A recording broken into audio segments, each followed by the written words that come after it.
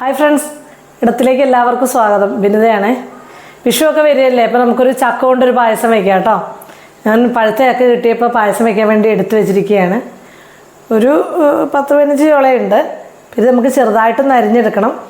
ഇതാ തേങ്ങാപ്പാലിവിടെ 1-ാം പാൽ റെഡിയാക്കി വെച്ചിട്ടുണ്ട്. ഒന്നാം പാല്, 2-ാം പാലും 2 പാലേ എടുത്തിട്ടുള്ളൂ. നെയ്യ്, ശർക്കരപ്പാനി, കുറച്ച് അവല്, നൈസായിട്ടുള്ളൊരു അവലുണ്ടല്ലോ, കട്ടിയുള്ളതല്ല, അണ്ടിപ്പരിപ്പ്, നാളികേരം, കുറച്ച് എള്ള കേട്ടോ. ഏലക്കയും ജീരകവും ചുക്കും കൂടെ ഞാൻ ഇവിടെ പൊടിച്ച് വെച്ചിട്ടുണ്ട്. വാസന പോകണ്ടാച്ചിട്ട് മിക്സിയുടെ ഇതിൽ തന്നെ അടച്ച് വെച്ചിരിക്കുക. അപ്പോൾ നമുക്ക് ഈ ചക്ക ചെറുതായിട്ടൊന്ന് അരിഞ്ഞെടുക്കണം കേട്ടോ.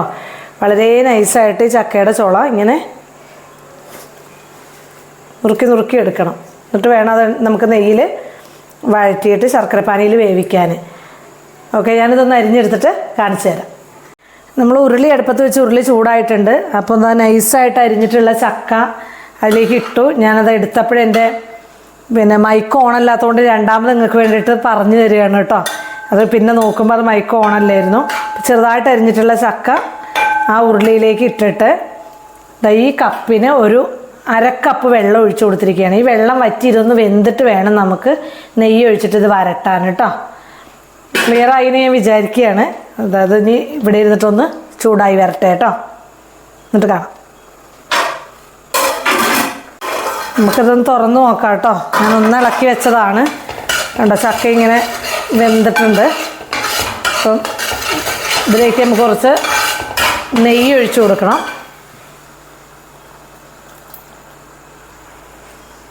കുറച്ച് നെയ്യ് ഒഴിച്ചു കൊടുത്തിട്ട് അതിങ്ങനെ നെയ്ക്കകത്തൊന്നും കൂടെ വരട്ടെ.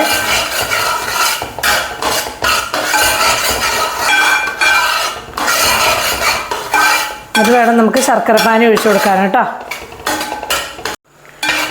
നമുക്ക് കുറച്ച് ശർക്കരപ്പാനി ഒഴിക്കാം കേട്ടോ. അരിച്ചൊക്കെ ഞാൻ വെച്ചിരിക്കുന്നതാണ്. അപ്പം ആദ്യം തന്നെ ഒരുപാട് ഒഴിച്ചു കൊടുക്കരുത്. എല്ലാവരും അവരവരുടെ മധുരത്തിൻ്റെ ഭാഗമൊക്കെ നോക്കിയിട്ട് വേണം ഒഴിക്കാൻ. നമ്മളത് വീടുകളിലൊക്കെ ആകുമ്പോൾ ഈ തൂക്കമൊന്നും അല്ലല്ലോ, നമ്മളപ്പോൾ അങ്ങനെ അങ്ങോട്ട് വെയിറ്റൊന്നും നോക്കില്ലല്ലോ. അപ്പോൾ കുറച്ച് ശർക്കര ഉരുക്കിയിട്ട് അത് അവനവൻ്റെ ആവശ്യത്തിനുള്ളതാണ് ഒഴിച്ചു കൊടുക്കേണ്ടത്.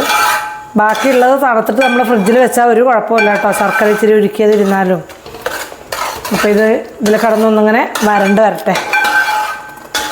കുറച്ച് നന്നായിട്ട് ഇങ്ങനെ വരണ്ട് വരട്ടെ കേട്ടോ. ഇത് തുറന്ന് നോക്കാം. ഇതങ്ങനെ വരണ്ട് വന്നിട്ടുണ്ട്. നല്ലോണം ഇങ്ങോട്ട് വരണ്ടിട്ടില്ല. നല്ല മധുരമുള്ള ചക്കയാണ്. അപ്പോൾ ഞാനിങ്ങനെ കൂടുതൽ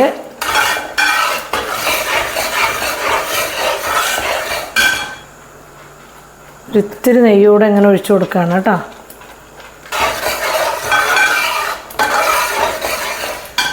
നമുക്ക് 2-ാം പാലൊന്ന് ഒഴിച്ചു കൊടുക്കുക. കുറച്ച് നമ്മൾ സാധനങ്ങളൊക്കെ റെഡിയാക്കി വെച്ചാൽ നമുക്ക് എളുപ്പമാണ് കേട്ടോ അത് വെക്കാൻ.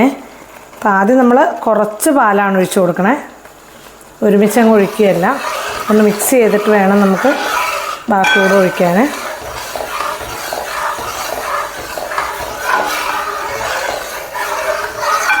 സമയത്ത് നമ്മൾ മധുരം നോക്കുമ്പോൾ നമുക്ക് പോരാൻ തോന്നിയാൽ ഇത്തിരി കൂടെ ശർക്കരപ്പാനി നമുക്ക് ചേർത്ത് കൊടുക്കാം കേട്ടോ. നമ്മൾ ഓരോ വീടുകളിലേക്ക് പാകം അനുസരിച്ചൊക്കെ വേണം.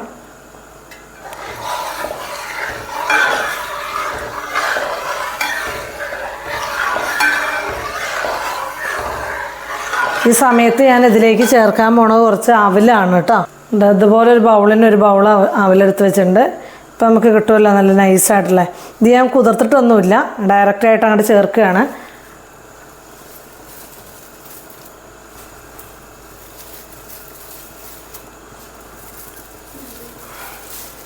നമ്മൾ ആ ഒരു ബൗള് അവലതിലേക്ക് ചേർത്തിട്ടുണ്ട്. ഇനി ഇത് ഇളക്കി മിക്സ് ചെയ്ത് ഇതിൽ വേവട്ടെ. ഈ സമയത്ത് നമ്മൾ മധുരമൊക്കെ ഒരു ചെറിയ സ്പൂണിലൊന്ന് എടുത്ത് നോക്കിയിട്ട് നമുക്ക് പോരാൻ തോന്നുകയാണെങ്കിൽ നമ്മൾ ശർക്കരപ്പാനി വീണ്ടും ചേർത്ത് കൊടുക്കേണ്ടതുണ്ട് കേട്ടോ. ഈ അവലൊക്കെ നമ്മൾ ചേർക്കുന്നത് എന്താണെന്ന് വെച്ചാൽ ചക്ക മാത്രമാകുമ്പോൾ ഇത് വളരെ ലൂസായി പോവും, തീരെ ഒരു കൊഴുപ്പ് കിട്ടില്ല. അപ്പോൾ അതിന് വേണ്ടിയിട്ടാണ് ചിലർ നുറുക്കലരിയൊക്കെ വെള്ളത്തിലിട്ടിട്ട് അരച്ചാൽ ചേർക്കാറുള്ളത്. അവൽ ചേർക്കാം. അപ്പം ഞാൻ കുറച്ച് അവൽ ചേർത്തു എളുപ്പത്തിന്. ഇനി അത് അരയ്ക്കാനൊന്നുമില്ല.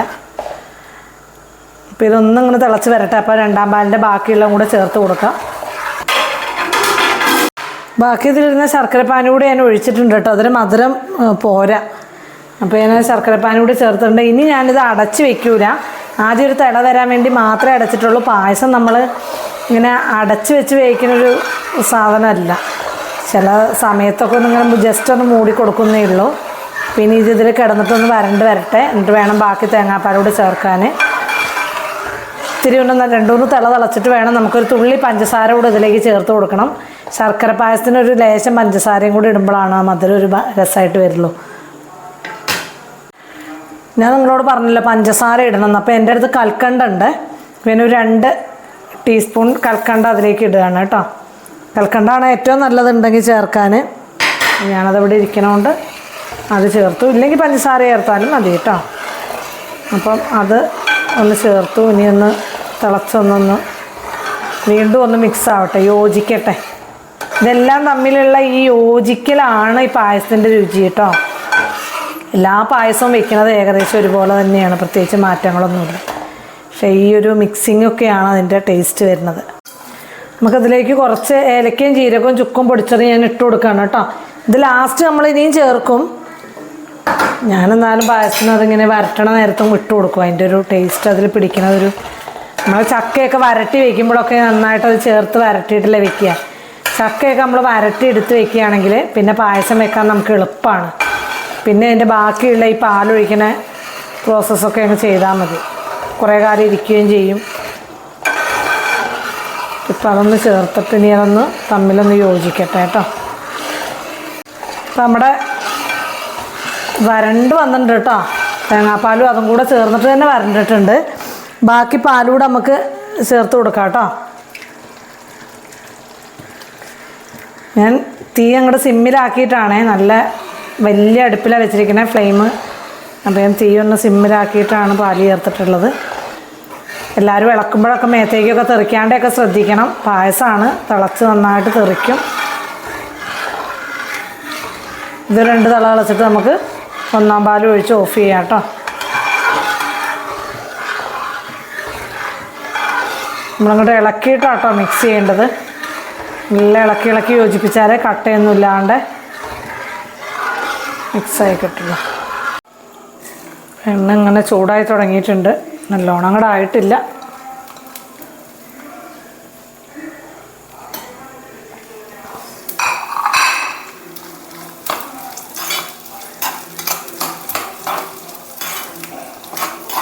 അപ്പം നാളികേരം ഇങ്ങനെ അത്യാവശ്യം മൂത്തിട്ടുണ്ട്. അതിലേക്ക് നമ്മൾ അണ്ടിപ്പരിപ്പ് കൂടെ ഇട്ട് കൊടുക്കുകയാണ്.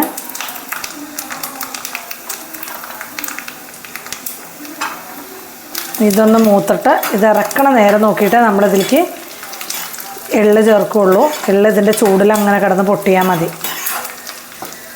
ഇത് നല്ലോണം മൂത്തിട്ടുണ്ട്. ഞാൻ സ്റ്റവ് ഓഫ് ചെയ്തു. ഇതാ ഒരു ചെറിയ സ്പൂൺ എള്ളുണ്ട്, അത് അതിലേക്ക് ഇട്ട് കൊടുത്തിട്ടുണ്ട്. ഇപ്പോൾ ഇതിൽ ആ ചൂടിൽ തന്നെ അതിങ്ങനെ പൊട്ടും.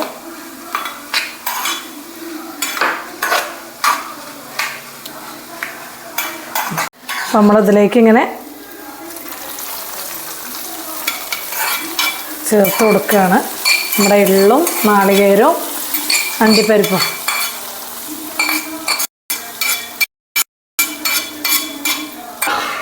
അപ്പോൾ നമ്മുടെ അടിപൊളി ചക്കപ്പായസം റെഡി ആയിട്ടുണ്ട്. കുറച്ച് അണ്ടിപ്പരിപ്പ് നാളികേരവും ഞാൻ ജാസ്തിയായിട്ട് വറുത്തിട്ടുണ്ട്, കാരണം ഇങ്ങനെ കടിക്കുന്ന ഒരു രസമാണല്ലോ. ഇതെടുക്കുമ്പോൾ കാണിച്ചു തരാം. ടേസ്റ്റ് നോക്കിയിട്ട് നിങ്ങൾക്ക് അഭിപ്രായം പറഞ്ഞു തരാം കേട്ടോ. ഇതൊരു പാകൊത്ത കുറുകലുമാണ്, നല്ലോണം അങ്ങോട്ട് അപ്പം പോലെ ആയിട്ടില്ല. ഇത് കഴിച്ചു നോക്കിയിട്ടൊരു അഭിപ്രായം പറയാം. അടിപൊളി ടേസ്റ്റാണ്. ചക്കപ്പായസത്തിൻ്റെ രുചി ഇപ്പം ഞാൻ പ്രത്യേകിച്ച് പറയണ്ടല്ലോ. നമുക്ക് വെറുതെ കഴിക്കാൻ തന്നെ ഇഷ്ടപ്പെട്ടൊരു സാധനമാണല്ലോ ചക്ക.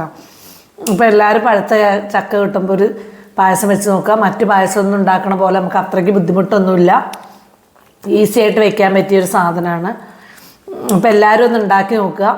അടിപൊളിയാണ് കേട്ടോ. ഞാൻ വെച്ചതുകൊണ്ട് ഞാൻ പറയല്ല, അടിപൊളിയാണ്, നല്ല ടേസ്റ്റ് ഉണ്ട്. അപ്പം ഈ വിഷുവിന് ഇപ്പോൾ എല്ലാവരും വിഷുവൊക്കെ നന്നായിട്ട് എൻജോയ് ചെയ്യുക, ആഘോഷിക്കുക. എല്ലാ ആഘോഷങ്ങളും സന്തോഷമുള്ളതാണ്. എല്ലാവരും കൂടിച്ചേരുക. ഈ എൻ്റെ റെസിപ്പീസൊക്കെ ഇഷ്ടപ്പെടുന്നുണ്ടെങ്കിൽ എല്ലാവരും ഒന്ന് ലൈക്ക് ചെയ്യണം, ഷെയർ ചെയ്യണം, ചാനലൊന്ന് സബ്സ്ക്രൈബ് ചെയ്യണം. ഇനി വിഷു കഴിഞ്ഞിട്ടൊരു റെസിപ്പീസുമായിട്ട് ഞാൻ വരുള്ളൂ. കുറച്ച് ഗ്യാപ്പൊക്കെ വന്നിട്ടുണ്ട് ഇതിനിടയ്ക്ക്. മോനിവിടെ ഇല്ലാത്തതുകൊണ്ടൊക്കെയാണ്. അപ്പോൾ അടുത്ത റെസിപ്പീസിൽ നമുക്ക് വീണ്ടും കാണാം. ബൈ.